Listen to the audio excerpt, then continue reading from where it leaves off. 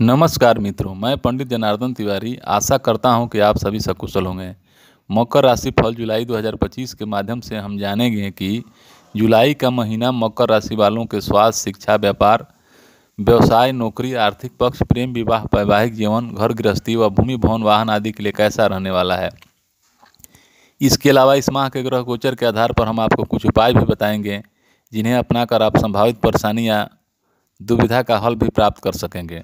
तो आगे बढ़ने से पहले हमारे चैनल को सब्सक्राइब, लाइक करके कमेंट बॉक्स को जय बजरंग बली लिखकर भर दें ताकि बजरंग बली कृपा आप पर सदा बनी रहे।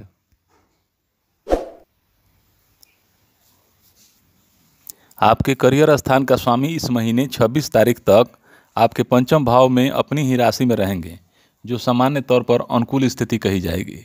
अर्थात 26 जुलाई तक शुक्र की कृपा से आपका कार्य क्षेत्र बढ़िया रहेगा।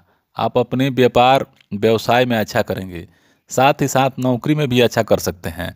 हालांकि व्यापार का कारक ग्रह बुध इस महीने बहुत अनुकूल नहीं है, अतः जिस लेवल की सफलता शुक्र देना चाह रहे हैं उस लेवल की सफलता शायद न मिले, अर्थात सफलता का ग्राफ थोड़ा सा कमज़ोर रहे। लेकिन कार्य क्षेत्र में काफ़ी हद तक अनुकूलता बने रहने की संभावना है।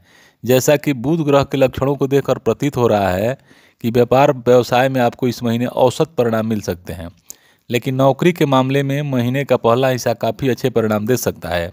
महीने के पहले हिस्से में आपका तालमेल आपके वरिष्ठों के साथ काफ़ी अच्छा रह सकता है। आपके बॉस आपकी कार्यशैली से प्रसन्न रह सकते हैं। वहीं तुलना करें तो महीने का दूसरा हिस्सा अपेक्षाकृत कुछ कमज़ोर रह सकता है। कहने का तात्पर्य है कि जुलाई 2025 का महीना आपके कार्य क्षेत्र के लिए औसत से बेहतर परिणाम दे सकता है, जिसमें नौकरी पेशा लोगों को अपेक्षाकृत ज़्यादा अच्छे परिणाम मिल सकते हैं। आर्थिक मामले की बात करें तो इस महीने आपके लाभ भाव के स्वामी मंगल 8वें भाव में रहेंगे, जो लाभ की निरंतरता में बाधा देने का काम कर सकते हैं। हालांकि अष्टम भाव से लाभेश मंगल लाभ भाव को देखेंगे, अतः बीच बीच में अप्रत्याशित रूप से कुछ लाभ मिलता रहेगा, लेकिन लाभ भाव निरंतर रूप से मिलने में कुछ कठिनाई नजर आ रही है। लाभ भाव पर शुक्र की दृष्टि है, यह एक अनुकूल बात है। यानी कि जुलाई 2025 का महीना भले ही लगातार आपको लाभान्वित न कर सके, लेकिन बीच बीच में कुछ लाभ करवाता रहेगा, जिससे आपका निर्वाह होता रहेगा। धन भाव का स्वामी शनि तीसरे भाव में धन के कारक बृहस्पति की राशि में है, यह अनुकूल बात है। वही बृहस्पति नवम दृष्टि से धन भाव को देख रहा है, यह भी अनुकूल बात है, क्योंकि बृहस्पति धन का कारक होता है और धन के कारक ग्रह का धन भाव को देखना अनुकूल माना जाता है। लेकिन धन भाव में राहु की स्थिति और धन भाव पर केतु और मंगल का अधिकांश समय प्रभाव अनुकूल नहीं है। इस तरह से हम पाते हैं कि धन भाव औसत स्थिति में नजर आ रहा है, अर्थात नए सिरे से धन बचा पाना बड़ा कठिन नजर आ रहा है। लेकिन पुराने धन को आपने पहले से बचा कर रखा है, शायद वह व्यर्थ में खर्च न हो जाए, क्योंकि बृहस्पति व्यर्थ के खर्च को रोकने का काम करेंगे। अर्थात जुलाई 2025 के महीने में लाभ में निरंतरता नज़र नहीं आ रही है। बचत के दृष्टिकोण से भी महीना कमज़ोर है, लेकिन पहले से बचाए हुए धन को सुरक्षित रखने में आप कामयाब रह सकते हैं।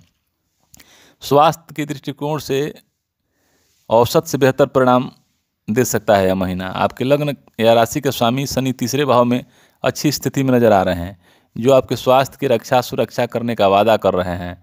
लेकिन इस सब के बीच दूसरे भाव में राहु की उपस्थिति आपके खान पान को असंतुलित कर सकती है, अर्थात आप अपनी शारीरिक प्रकृति के विरुद्ध खान पान अपना सकते हैं। फलस्वरूप स्वास्थ्य कमज़ोर हो सकता है। यानी कि इस महीने असंतुलित जीवन जीने की स्थिति में स्वास्थ्य कमज़ोर होता हुआ प्रतीत हो रहा है, लेकिन इसके बावजूद भी शनि की अनुकूल स्थिति आपको बेहतर रिकवरी दे सकती है या जल्दी से बेहतर रिकवर देने का काम कर सकती है। वैसे बेहतर तो यही रहेगा कि खान पान को संतुलित कर लिया जाए, जिससे स्वास्थ्य खराब ही ना हो पाए। चतुर्थ भाव के स्वामी मंगल 8वें भाव में 28 जुलाई तक गोचर करेंगे। चोट खरोच इत्यादि का भी भय बना रहेगा। प्रेम संबंध की बात की जाए तो इस महीने आपके पंचम भाव के स्वामी 26 जुलाई तक अपनी ही राशि में पंचम भाव में बने रहेंगे, जो सामान्य तौर पर काफ़ी अनुकूल स्थिति कही जाएगी।